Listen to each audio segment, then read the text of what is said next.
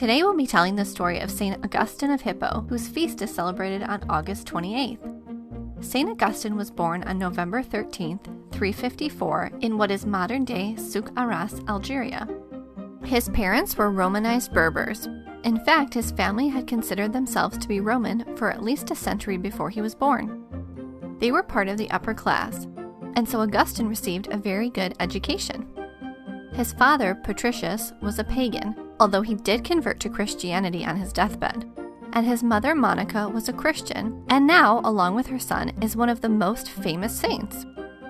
St. Augustine spent his youth ignoring the faith of his mother and instead followed sinful pleasures. St. Monica never gave up on her son and kept praying and talking with him.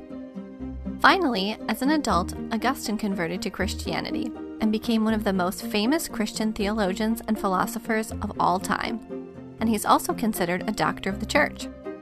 In 395, he became the Bishop of Hippo and held the position until his death in 430. His most famous works include his Confessions, The City of God, and On Christian Doctrine, which is still widely read all around the world today. St. Augustine is the patron saint of brewers, theologians, and printers. Now it's time for our story. St. Augustine had been working on a new book for a while. He had felt inspired to write a book which would be called On the Trinity. But such an important topic required a lot of prayer and a lot of thinking and a lot of studying. He had started the book when he was about 46 years old and had already been the Bishop of Hippo for 4 years. He was now 55 years old and was only about halfway done with the book. His mind was wrestling and wrestling and wrestling with the idea of the Trinity. How could God be 3 persons at once? He wanted to fully understand this doctrine. He wanted to understand that mystery of the faith 100%. He was getting a little frustrated one day while he was meditating on the issue and decided it would be a good idea to clear his mind with a walk. The city of Hippo lay between the sea and the mountains. It was a beautiful city, and St. Augustine enjoyed taking long walks to clear his mind. Today he headed to the beach, thinking the salty sea air was just what he needed. It was a beautiful day, and the sunlight shimmered on the sea.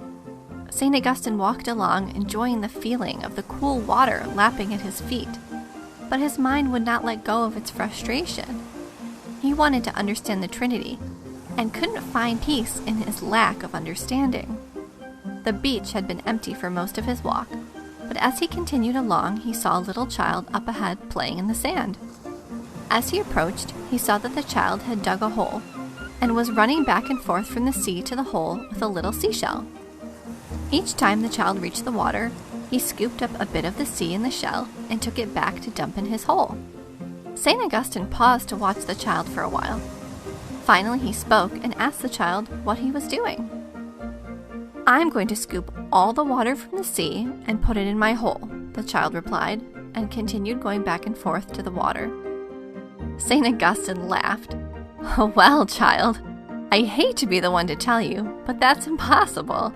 Obviously, the sea is too large, and the hole is too small." The child stopped going back and forth and looked at Augustine. "That's true," he said matter-of-factly, "but I'm more likely to fit all the water of the sea in my hole than you are to fit all the mystery of the Trinity in your brain." St. Augustine's jaw dropped in shock. He turned to look at the sea, still processing the child's words, but when he turned his head back, the child had vanished. The story of St. Augustine reminds us that God is beyond our understanding. Even a great mind like St. Augustine is just a little hole compared to the ocean that is God. St. Augustine, pray for us.